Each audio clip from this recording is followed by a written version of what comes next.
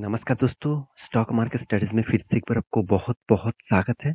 तो आज यहाँ पे मैं डिस्कशन करने वाला हूँ एक ऐसे कंपनीज़ के बारे में जो आज देखा जाए तो बहुत छोटा है। मतलब कंपनी आज बहुत छोटा है, फिर भी इस कंपनी में पोटेंशियल बहुत ज़्यादा है क्योंकि इसका जो मतलब जो कस्टमर है, इस इस कंपनी जितने सारे कंपनीज़ को सर्विसेज़ देते हैं, वो बहुत बढ़िया और इंडिया के नंबर 1 टू 5 कंपनीज़ के अंदर-अंदर इसका नाम देखने को मिलेगा। तो आज जिस कंपनी के बारे में बात करूँगा, वो एक पैकेजिंग कंपनी है।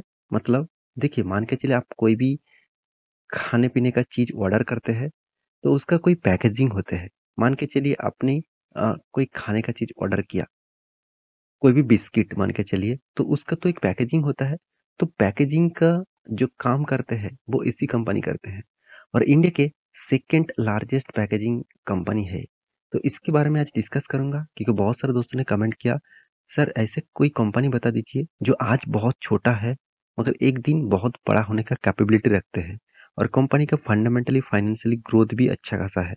चलो, मैं आज उसी के बारे में डिस्कशन करूँगा। तो वीडियो को लास्ट तक देखिएगा और अभी तक आपने इस चैनल को सब्सक्राइब नहीं किया तो ज़रूर कर लीजिएगा क्योंकि आपको daily basis stock market information update इसी चैनल के माध्यम से मिलता रहेंगे। आप हमारा शॉर्ट वीडियोज़ का सीरीज़ भी देख सकते हैं, यहाँ पे आपको बहुत सारा इन्फॉर्मेशन मिलता रहेंगे। तो चलो देख लेते हैं आज के स्टॉक के बारे में।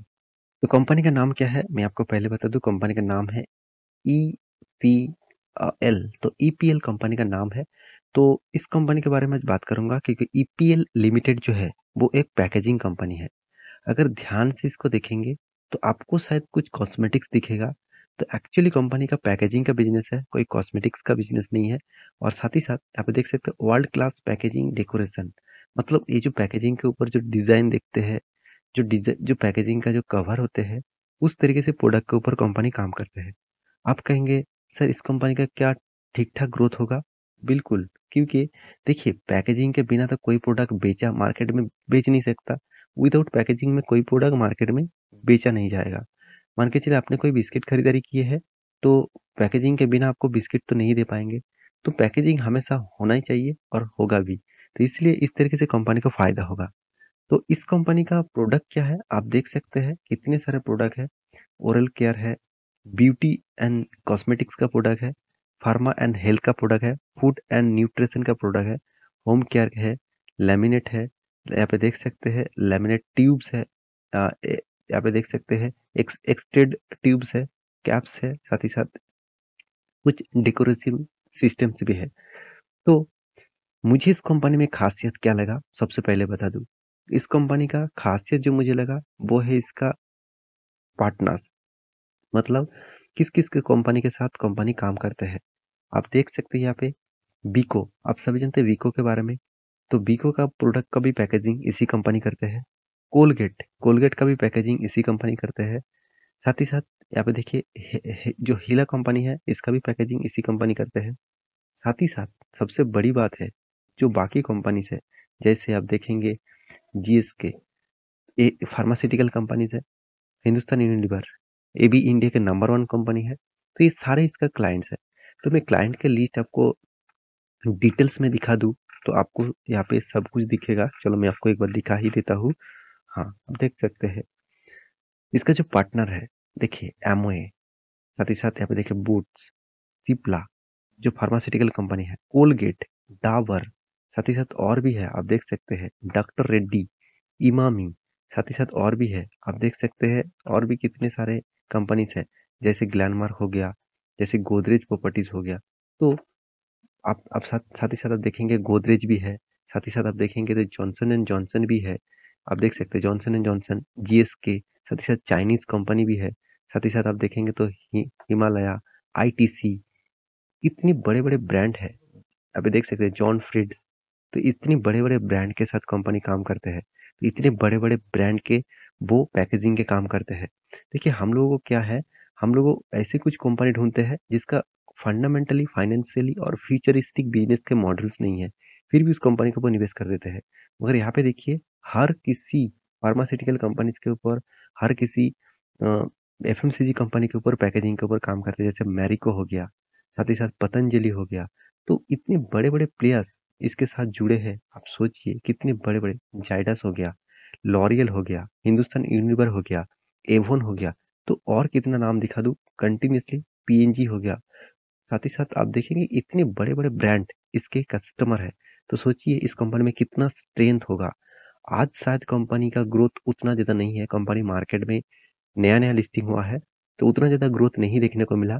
फ्यूचर में मुझे लगता है इस कंपनी में ग्रोथ ज़रूर दिखेगा, क्योंकि इसका फाइनेंशियल डिटेल्स भी बहुत शानदार है। आप ध्यान से देखेंगे तो कंपनी अभी भी स्मॉल कैप टाइप कंपनी है, 4,800 करोड़ के आसपास इसका मार्केट कैप है।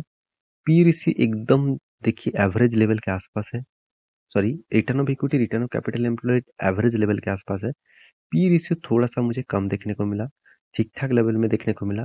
इंडस्ट्रीज़ पी रेशियो से ज़्यादा है, ये बात भी आपको डिनाई नहीं करना चाहिए।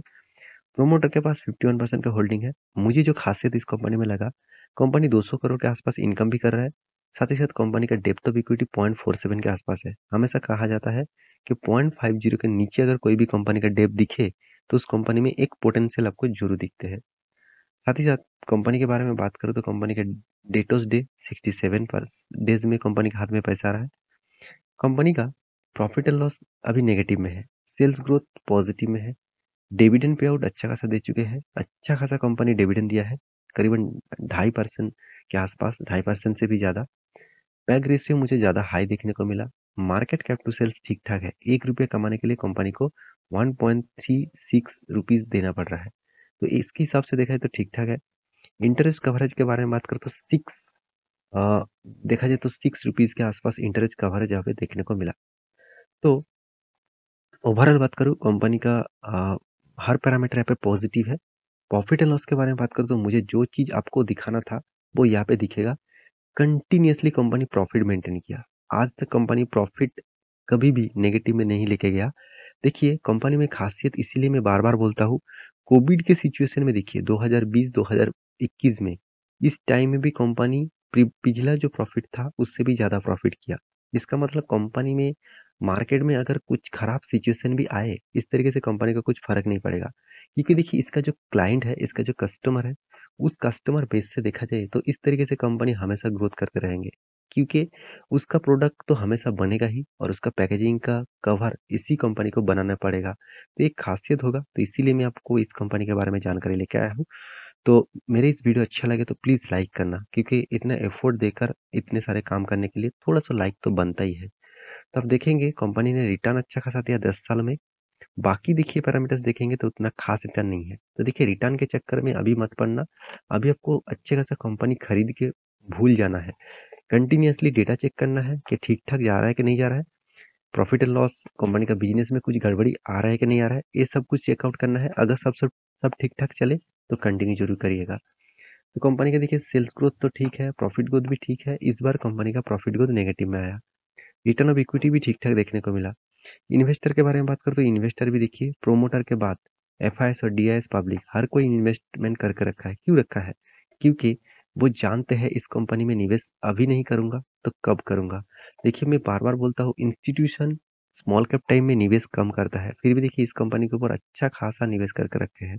इसका मतलब कुछ ना कुछ तो पोटेंशियल है इस कंपनी में। पहले 4% 2% निवेश करके रखे थे, आज 12 से 15% तक निवेश करके रखा है। तो ये बात भी आपको याद रखना है। चार्ट पैटर्न के बारे में बात करूँ तो ध्यान से देखना इसके चार्ट पैटर्न। तो चार्ट पैटर्न क्या बता रहा है? जब से कंपनी स्टार्ट हुआ है, तब से लेकर कंपनी अच्छा खासा धमाका किए थे और कोविड के सिचुएशन में कंपनी का धमाका और भी बढ़ गया था, क्योंकि प्रोडक्ट का डिमांड होने के कारण पैकेजिंग का डिमांड भी बढ़ चुके थे। इसलिए अच्छा खासा एक तेज़ी देखने को मिला।